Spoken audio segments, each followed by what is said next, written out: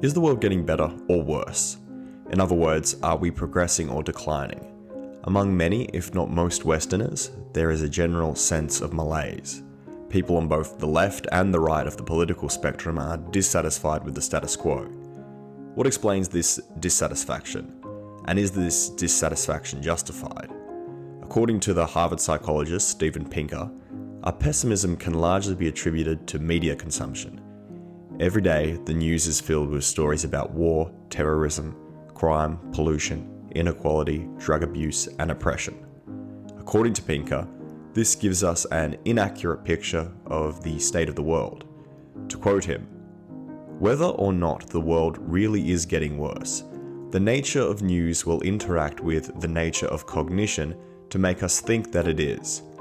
News is about things that happen, not things that don't happen. We never see a journalist saying on the camera, 'I'm reporting live from a country where a war has not broken out, or a city that has not been bombed, or a school that has not been shot up.' In other words, the 'if it bleeds, it leads' approach to reporting gives people an inaccurate perception of the state of the world. How then do we accurately appraise the state of the world? To quote Pinker once again, the answer is to count.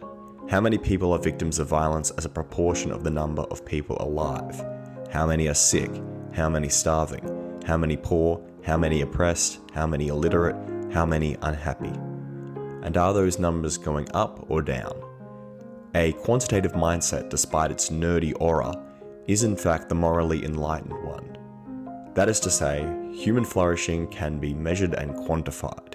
If the data suggests that people are getting healthier, wealthier, and safer, then society is, according to Pinker, making progress.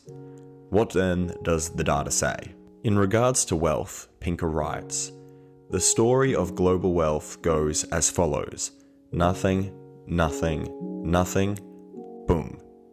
The world's income tripled between 1820 and 1900. 50 years later, it tripled again.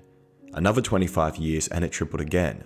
33 years later, it once more increased by a magnitude of 3. Thus, the data suggests that the world has been getting wealthier. Likewise, data seems to suggest that there has been a decline in war deaths and undernourishment. These are just some of the many graphs that Pinker cites throughout his 2 books. All the graphs that he cites seem to suggest that the world is, in fact, getting better. This idea was enthusiastically received by the general public, Bill Gates, and the party of Davos. Not everyone, however, shared this enthusiasm. The probabilist, Nassim Taleb, critiqued Pinker's findings.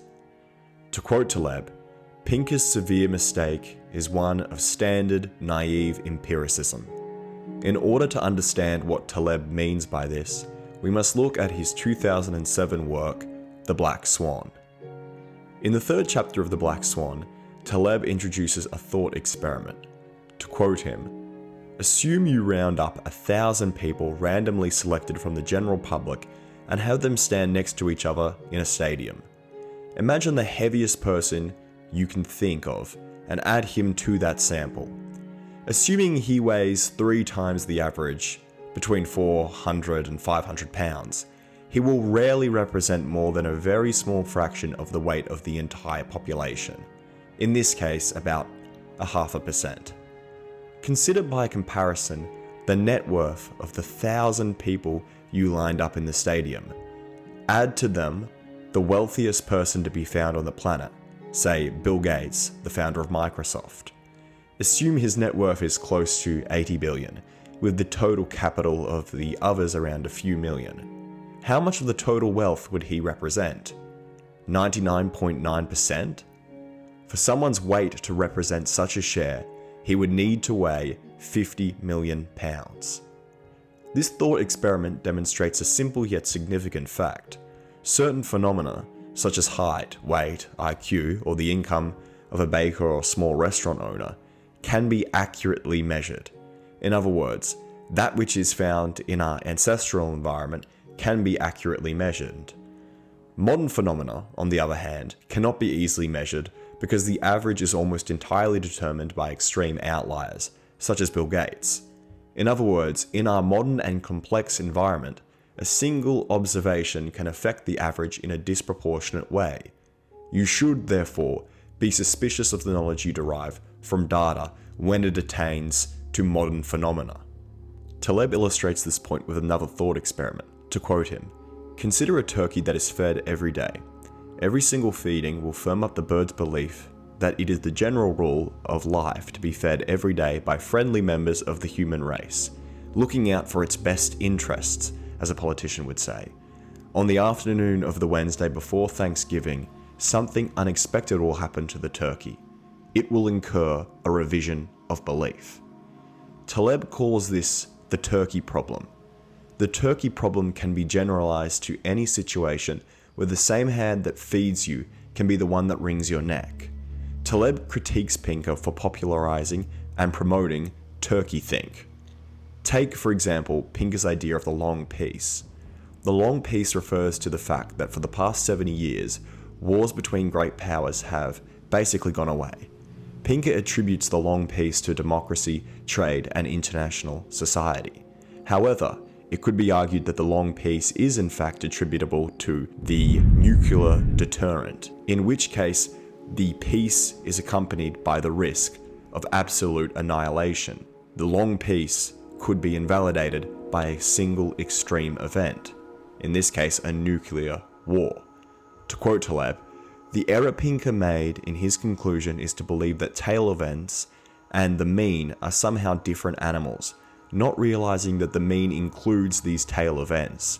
Further, for fat-tailed variables, the mean is almost entirely determined by extremes. If you are uncertain about the tail events, then you are uncertain about the mean. It is thus incoherent to say that violence has dropped off, but maybe not the risk of tail events. It would be like saying that nuclear weapons are very safe, as they only kill a small percentage of the time." The modern world is increasingly determined by rare events, such as the invention of the internet and the nuclear bomb. The rarer the event, the less able we are to forecast it. And yet, these events have the biggest impact. They end up determining the average in a disproportionate way. You should, therefore, be suspicious of the knowledge you derive from data and past observation. And yet, we appear to be doing the opposite. The complexity of our society makes it almost impossible to forecast and predict future events. And yet, government, medicine, and finance have never been more confident in their forecasting abilities.